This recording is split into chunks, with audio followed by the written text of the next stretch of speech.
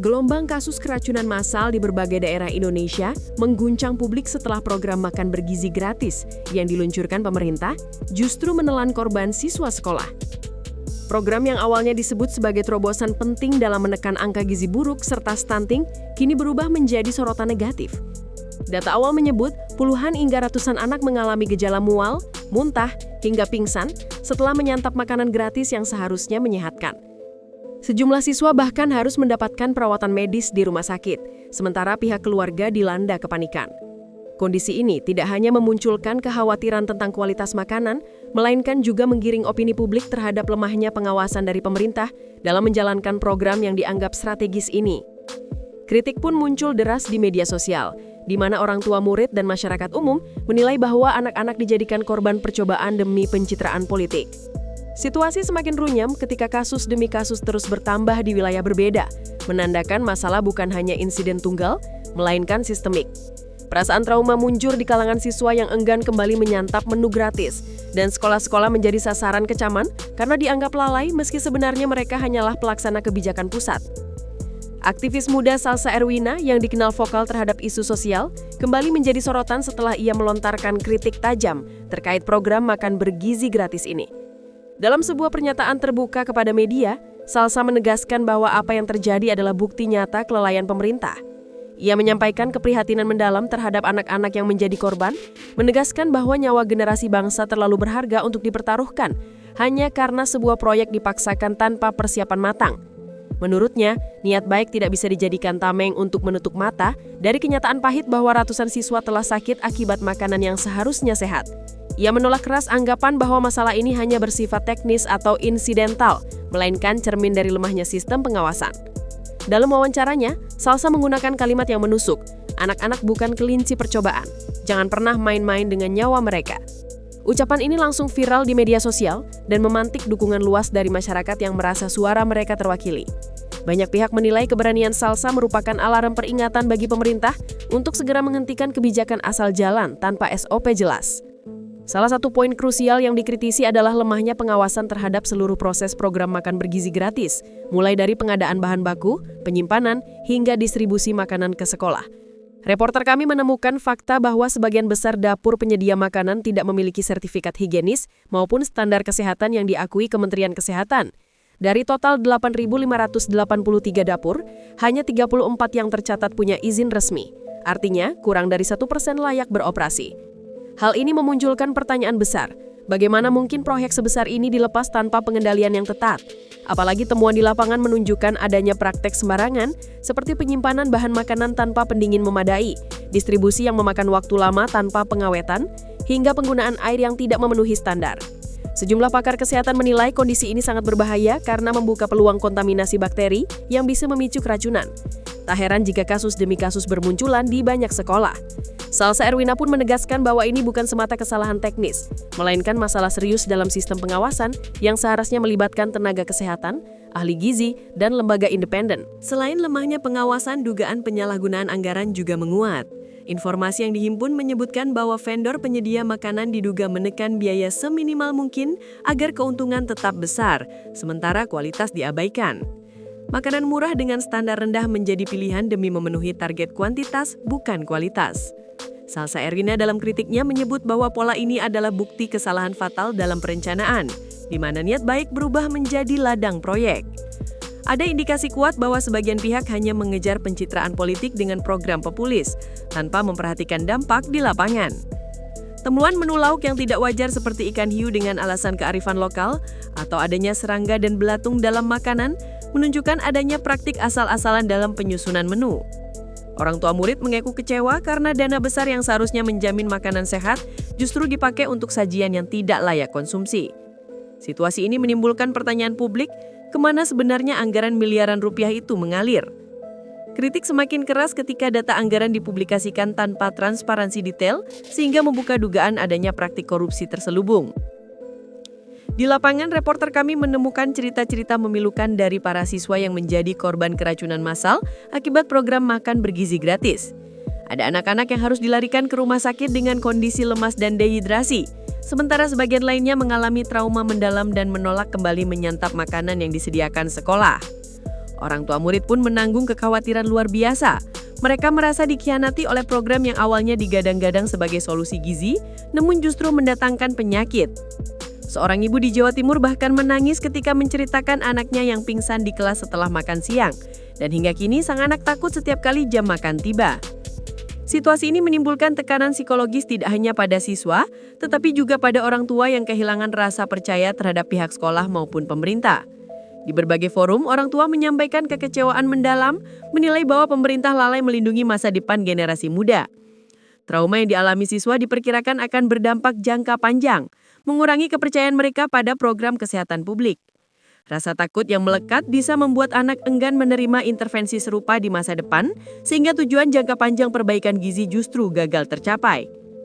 Salsa Erwina tidak berhenti pada keprihatinan semata, ia melontarkan kritik pedas secara terbuka kepada pemerintah. Dalam pernyataannya, ia menegaskan bahwa nyawa anak bangsa bukanlah alat eksperimen, apalagi bahan proyek politik. Ia menyebut kasus keracunan ini sebagai bukti bahwa pemerintah tidak serius menjalankan program strategis, melainkan sekedar ingin menunjukkan citra populis. Dengan nada tajam, Salsa menyatakan bahwa anak-anak yang seharusnya tumbuh sehat dan cerdas justru dibuat sakit, bahkan hampir kehilangan nyawa, hanya karena kebijakan dilaksanakan dengan tergesa-gesa dan tanpa persiapan matang. Ucapannya jangan pernah main-main dengan nyawa anak bangsa, menggema di media sosial dan menjadi kutipan yang terus dibagikan publik. Banyak pihak menilai kalimat tersebut mencerminkan suara hati masyarakat yang marah dan kecewa. Kritikan keras ini membuat pemerintah berada dalam posisi sulit karena harus menjawab kegelisahan publik di tengah derasnya tuntutan evaluasi.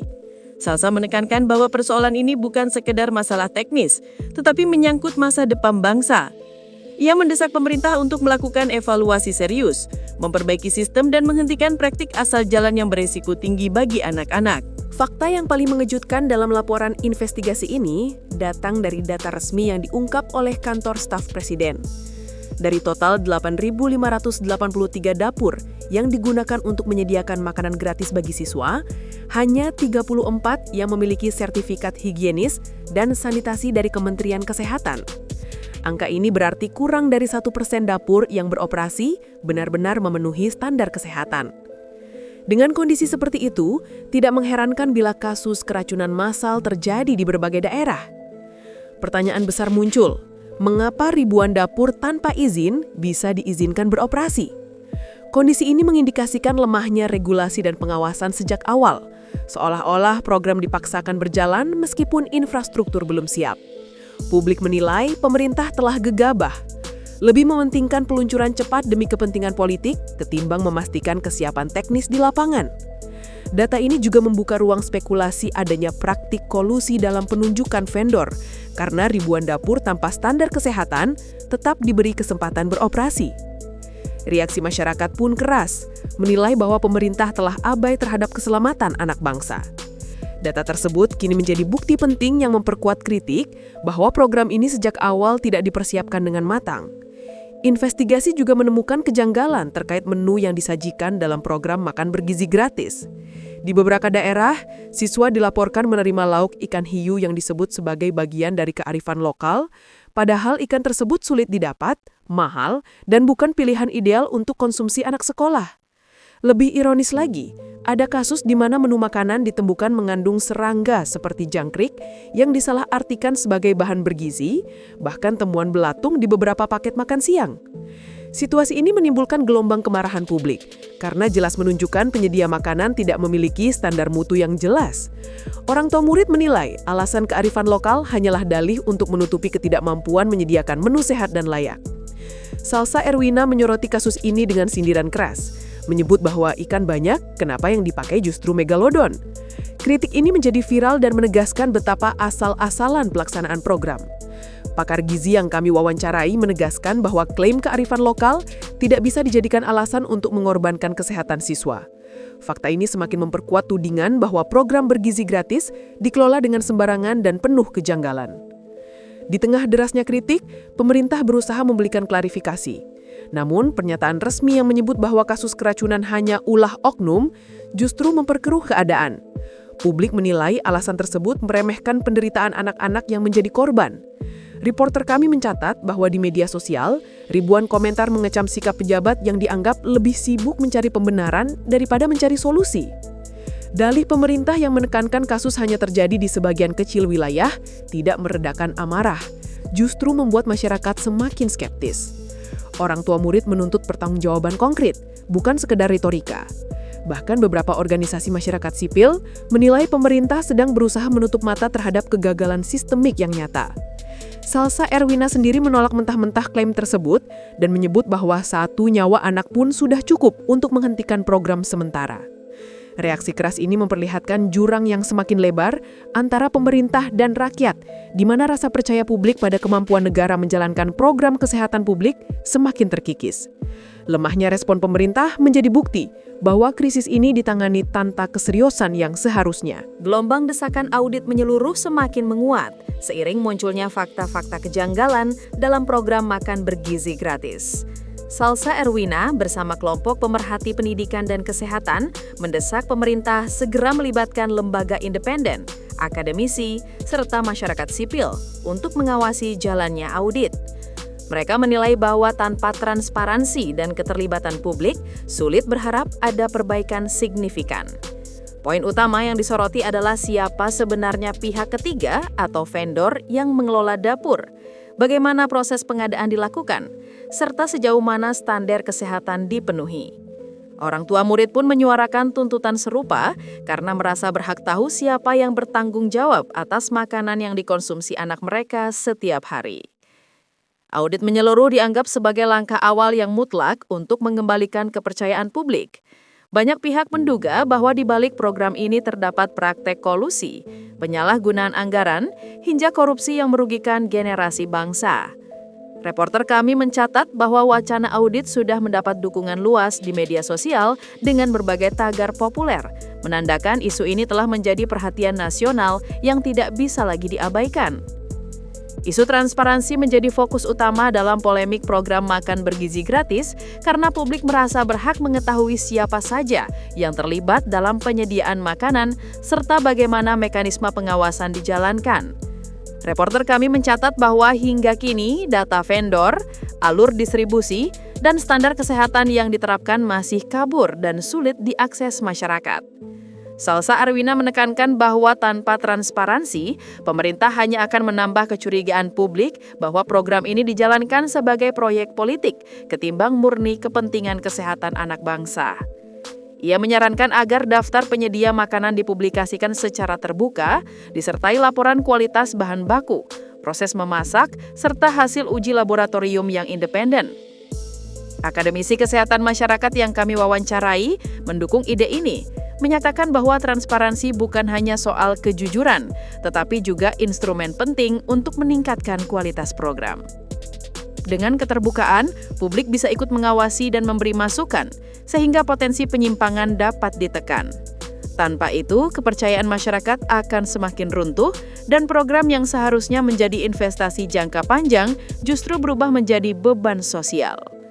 Transparansi, kata banyak pihak, adalah kunci pemulihan kepercayaan agar program benar-benar membawa manfaat.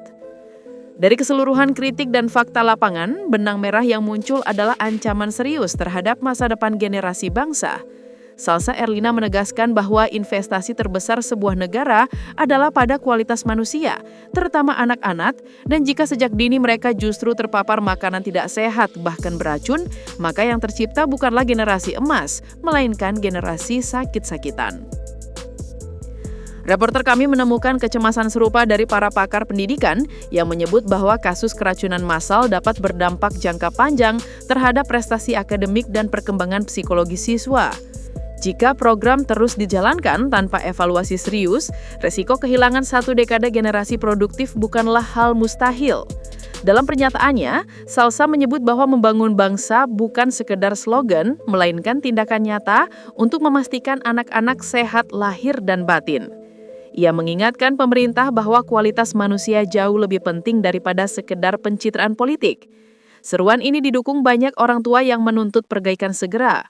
Generasi emas yang selama ini dijadikan visi besar pembangunan bangsa terancam gagal jika keselamatan anak-anak terus dikorbankan. Pesan tegasnya, jangan biarkan masa depan bangsa runtuh hanya karena sebuah program asal jalan.